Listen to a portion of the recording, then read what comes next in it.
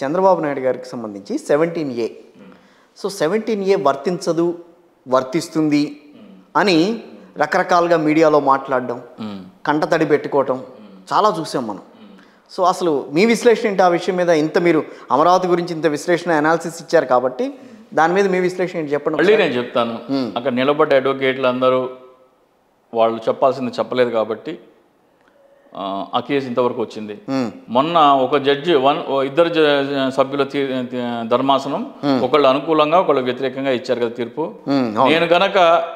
నేను చెప్పే పాయింట్స్ కనుక వాళ్ళ ముందర పెట్టినట్టయితే 20తో 17A చట్టం చంద్రబాబు నాయుడుకి వర్తించకపోవడం అది చెప్పడమే కాకుండా ఆ చట్టాన్ని రద్దు చేసేవాళ్ళు.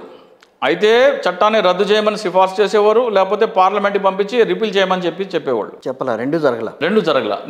నేనుంటే కనుక ఆ టీంలో నేనుంటే కనుక నేనేం చెప్పేవాళ్ళు అంటే, మీరు లా చదివారా? చదవలేదండి. ఇందాక కూడా లా చదవలేదని చెప్పారు. చదవలేదు. మీరు ఎట్లా విశ్లేషించగలరు దాన్ని? ఎందుకు విశ్లేషించకూడదు? మీరు చదివింది ఏంటి అసలు? నేను చదివింది intermediate diploma in computer programming. అప్పుడు కోబాల్ చాలా డిఫరెంట్గా ఉంది మీరు చెప్పేదానికి.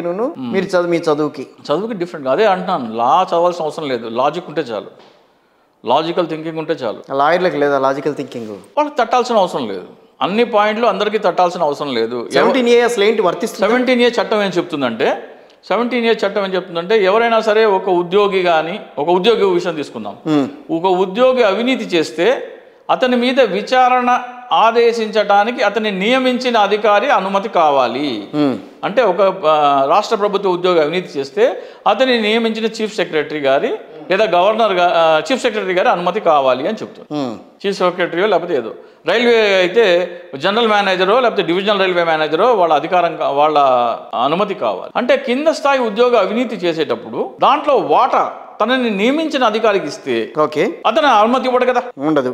అంటే ఇద్దరు కుమ్మక్కై అవినీతి చేసుకోవచ్చు అని ఈ చట్టం చెప్తుందిగా, వెసులుబాటు ఇస్తుందిగా, అవునా కదా? అవును. ఏ అధికారి అయితే నియమించాడో ఆ ఉద్యోగిని అతను ఓకే అంటేనే కింద స్థాయి ఉద్యోగం అవినీతి చేసి అతని మీద విచారణ జరగాలని 17A చట్టం చెబుతుంది. అలా ఎలా చెప్తుంది? కరెక్ట్, చట్టం అదే చెప్తుంది. 17A చట్టం అదే. దానికి నేను చంద్రబాబు గారికి చెప్తున్నాను అదే అధికార వ్యవస్థలో చేసేది, అధికార వ్యవస్థ చేస్తుంది. అదే మంత్రుల విషయంలో అయితే ఆయన నియమించిన వ్యక్తి ఎవరు? రాష్ట్ర ముఖ్యమంత్రి అయితే గవర్నరు, రాష్ట్ర కేబినెట్ అయితే గవర్నరు, కేంద్ర మంత్రివర్గం ప్రధానమంత్రి అయితే రాష్ట్రపతి. అంటే వీళ్ళు మంత్రులు అవినీతి చేస్తే వాళ్ళు నియమించిన అధికారి అంటే గవర్నర్ పర్మిషన్ తీసుకోలేదు కాబట్టి చంద్రబాబు నాయుడు అరెస్ట్ చెల్లదు అని వాళ్ళు అంటున్నారు. అదే కదా వాళ్ళ వాదన. గవర్నర్ అనుమతి తీసుకోలేదు. 17A చట్టం అంటే ఏంటంటే చంద్రబాబు నియమించిన వ్యక్తి గవర్నర్ కాబట్టి గవర్నర్ అనుమతి లేదు కాబట్టి అతని అరెస్ట్ చెల్లదు అంటున్నారు.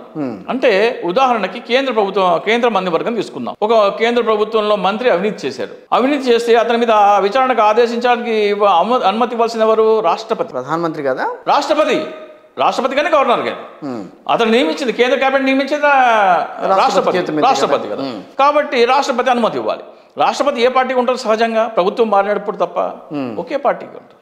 ఈ రోజున ద్రౌపది ముర్ము గారు ఉన్నారు. కేంద్ర మంత్రివర్గంలో ఒక మంత్రి అవినీతి చేసి ద్రౌపది ముర్ము గారి దగ్గరికి వెళ్ళి ఏమండి వీళ్ళ మీద విచారణ చేస్తారంటే ఆమె ఎందుకు ఇస్తారు? ఉత్తరప్రదేశ్, మధ్యప్రదేశ్ ఎక్కడెక్కడైతే భారతీయ జనతా పార్టీ పాలిత ప్రాంతాలు ఉన్నాయో అక్కడ ఆయా మంత్రులు అవినీతి చేస్తారంటే గవర్నర్లు ఎవరు నియమించారు? భారతీయ జనతా పార్టీ వాళ్ళే నియమించారు. వాళ్ళ పార్టీ మంత్రి మీద విచారణకి వాళ్ళు ఆదేశిస్తారా? లేదు. అంటే ఈ చట్టం ఏం చెప్తుందంటే నియమించే అధికారి అవినీతి చేసిన వ్యక్తి ఇద్దరూ కలిసి కుమ్మక్కై అవినీతి యథేచ్ఛగా చేసుకోవచ్చు అని పర్మిషన్ ఇస్తుంది. ఈ వాదన గనక కోర్టు ముందర పెడితే చంద్రబాబు నాయుడుకే కాదు 17A చట్టాన్ని మొత్తం ఎత్తి అవతల పడేస్తారు. హరీష్ సాల్వే, లూద్రా గారు వీళ్ళంతా వాదించారు ఆ విషయం గురించి. వాళ్ళకంటే మీరు ఏమైనా తోపా ఏంటి? నేను తోపేం కాదండి. నాకు చెప్పండి, ఈ చట్టం ఎందుకు అమల్లో ఉండాలి చెప్పండి. ఒక నియమించిన అధికారి ఒక కింద స్థాయి ఉద్యోగి కుమ్మక్కయ్యి అవినీతిలో వాటాలు పంచుకుంటే ఇతని ఆదేశం ఎప్పుడు ఇవ్వడానికి తెలియదు ఈ విషయాలన్నీ. నేను చెప్తున్నానండి. ఇది పరిశీలించిన తర్వాత కూడా భారత సుప్రీంకోర్టు ఈ వాదన విన్న తర్వాత కూడా 17A చట్టాన్ని కొట్టేయకపోతే ప్రపంచ దేశాలు నవ్వుతాయి. ఇప్పుడు కొట్టేయమని కోరుకుంటున్నారా లేకపోతే అసలు చంద్రబాబుకు వర్తించదని కోరుకుంటున్నారా? 17A చట్టమే కొట్టేయమంటున్నా నేను. చంద్రబాబు నాయుడు కాదు. 17A చట్టం మొత్తానికి ఎత్తేయాలి. పెట్టే ముందు వాళ్ళకి తెలీదా ఈ క్లాజులన్నీ? ఇప్పుడు తెలిసినాయి కదండి. చట్టం ఉండాలా లేదా ఇప్పుడు చెప్పమనండి. గత అప్పుడు ఈ కోణంలో ఆలోచించారో లేదో మనకు తెలియదు, ఎందుకు తీసుకొచ్చారో మనకు తెలియదు.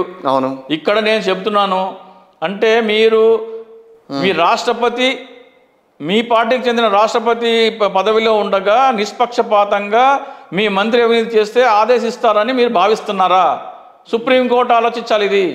అలాగే నియమించిన అధికారి, నియమింపబడిన ఉద్యోగి కుమ్మకై అవినీతి చేసేందుకు ఆస్కారం ఇస్తుందా లేదా ఈ చట్టం? సుప్రీంకోర్టు ఆలోచించాలి.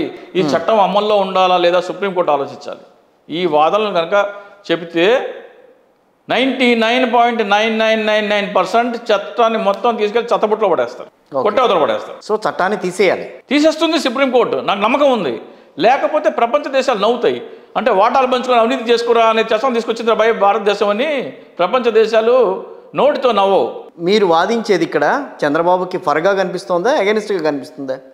చంద్రబాబు నాయుడు ఏదైతే రిలీఫ్ కోరుకుంటున్నాడో, గవర్నర్ పర్మిషన్ తీసుకోలేదు అని రిలీఫ్ కోరుకుంటున్నాడో ఏ చట్టం ప్రకారం అయితే ఆ చట్టమే లోపభూయిష్టమైంది అని చెప్తున్నా నేను. లోపభూయిష్టం అయిండొచ్చు, అలా అని మీరు తప్పు చేశారని చెప్పి తప్పు కాదని చెప్పి గవర్నర్ అనలేరు, తప్పు చేశారు అని చెప్పి గవర్నర్ ఈ రోజున మాట్లాడలేరు కదా. అంటే విచారణ అంటే ఏం చెప్తుందంటే ఆ చట్టమే తప్పు. అంటే అవినీతి చేసినవాడు ఒక షీల్డ్ అడ్డం పెట్టుకుంటున్నాడు, పోలీసు వాళ్ళు రాకుండా. నువ్వు వెళ్ళి గవర్నర్ దగ్గరికి వెళ్ళి పర్మిషన్ తీసుకురా అంటున్నాడు. గవర్నర్ దగ్గరికి వెళ్ళి చంద్రబాబు నాయుడుకి అయితే పర్మిషన్ ఇస్తారు. అదే కేంద్ర మంత్రిలో ఎవరైనా సరే అవినీతి చేస్తే రాష్ట్రపతి పర్మిషన్ ఇస్తారా? లేదు, ఇవ్వరు. బీజేపీ పాలిత ప్రాంతాల్లో ముఖ్యమంత్రి కానీ మంత్రులు కానీ పర్మిషన్ చేస్తే ఆయా గవర్నర్లు పర్మిషన్ ఇస్తారా? ఇవ్వరు. ఎవరైనా సరే ఒక ఉద్యోగి, కింద స్థాయి ఉద్యోగి అవినీతి చేసి అతన్ని నియమించిన స్థాయిలో ఉన్న అధికారికి వాటా ఇస్తే అతను ఇస్తాడా?